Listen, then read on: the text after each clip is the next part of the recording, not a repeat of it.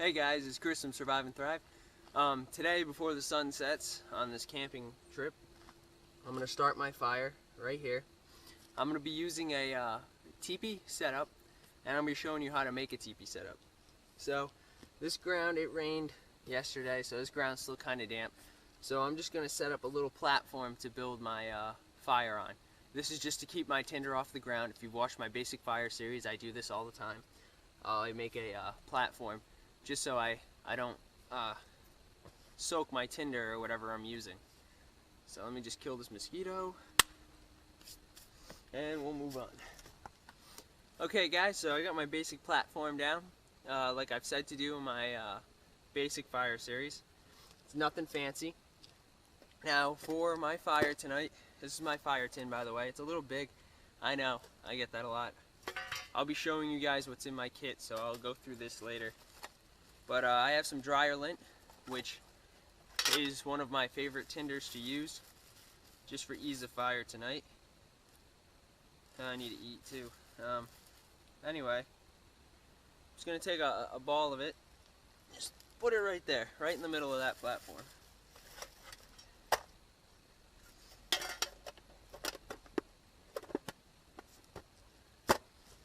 Now, the first thing you're going to do with any fire is starting from your tinder. I'm just going to make this a little bigger.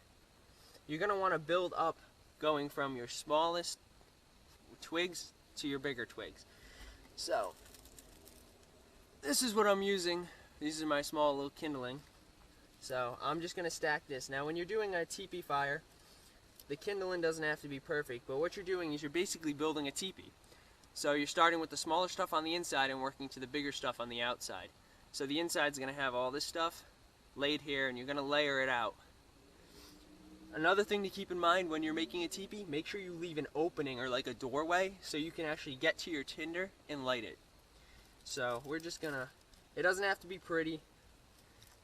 We're just going to take our kindling and stack it up around here. Just pick this stuff up. It just needs to be effective and ready to light.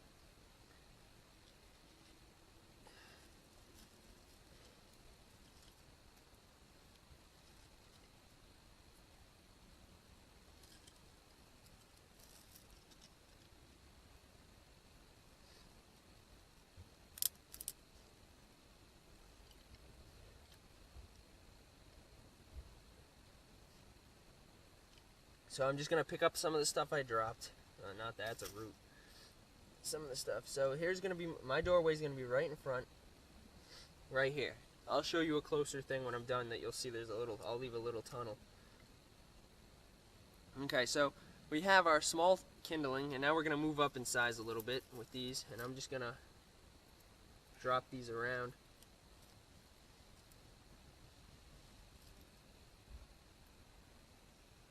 We got squirrels fighting over here.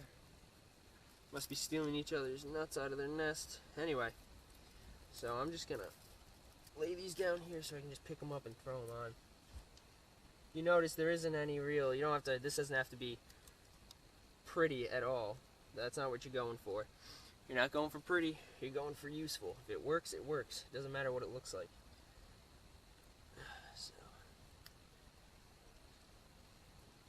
getting some of these and throwing them on. Another thing when you're making a teepee fire, you want to make it kind of wide based. I see people make narrow ones all the time, and what they'll do is they'll fold over and fall out of your fire ring. I don't have to worry about that in here, but I see that mistake made all the time. So now I'm starting to move up in size, if you notice. These are a little thicker, these branches. There's squirrels everywhere. There's another one right here. They're just curious. Yep, so the sun just went behind the hill. There's a hill line right here.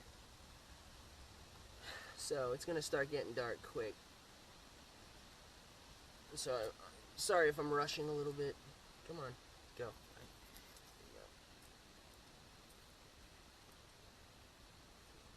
Just have to stack these. You just want to make sure you're not putting it all on one side.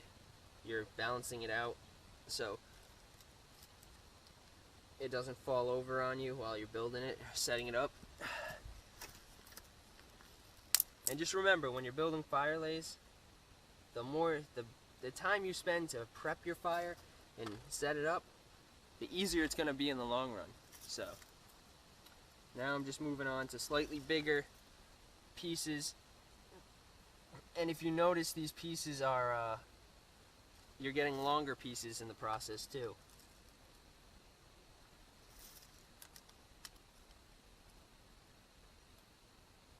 Some of this wood's a little damp, but I'll make do.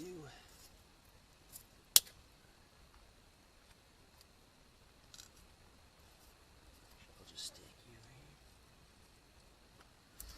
here. Oh, still got more wood right here I didn't see. I think I'm not putting anything back here. So we're just throwing our sticks on, getting our nice little lay. Let me grab some more stuff from over here.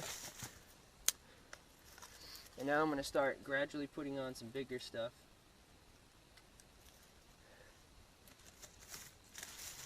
Now the point of, while I'm doing this, grabbing some of this wood. Now what you're trying to accomplish when you're building this is you want it to collapse in and on itself when it's burned up.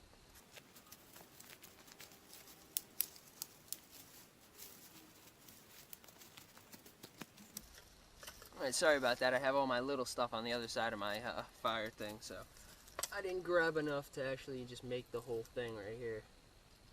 So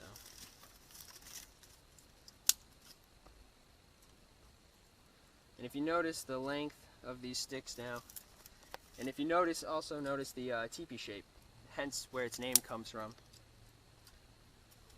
And if you, I'm not really particular, I'm just trying to make sure I have my weight distributed on it because I don't want to knock this over while I'm building it, but it's pretty stable right now. It's not going to fall. Now, depending on how you're prepping, how much you're prepping for this fire, you can actually get this thing to burn up to full-size logs if you keep stacking properly, which I'm going to stack it up pretty decently in size for you.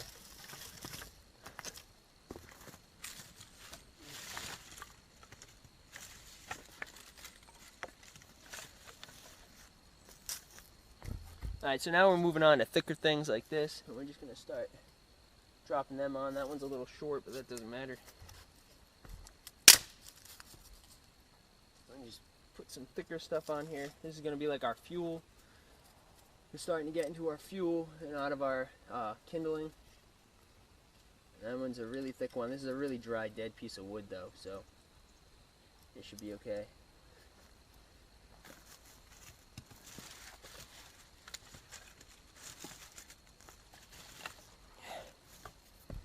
Just counterweight that big one.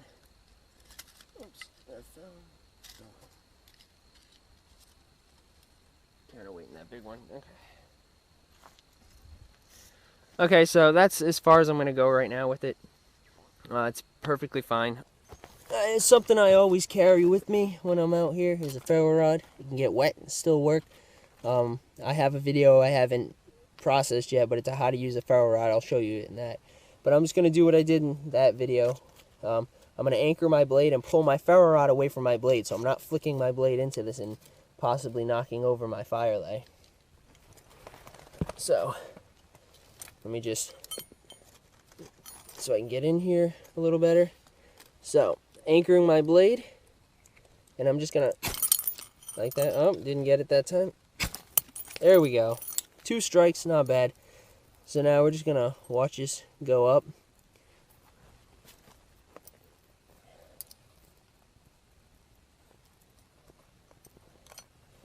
I'll back you guys away so I don't burn my camera a little bit.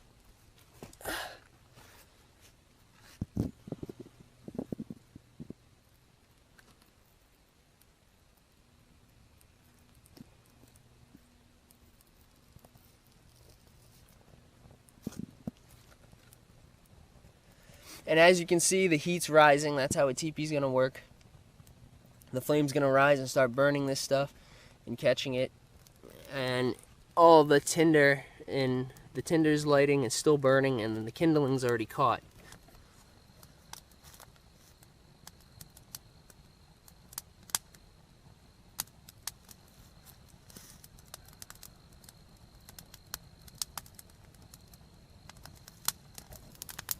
Okay guys, so that was a Tipi fire.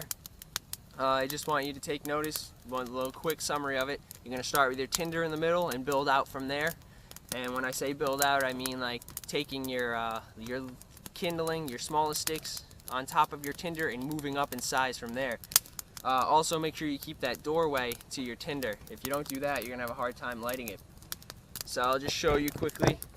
I haven't touched this. This is still just the wood we laid on it. And it's burning pretty well right now.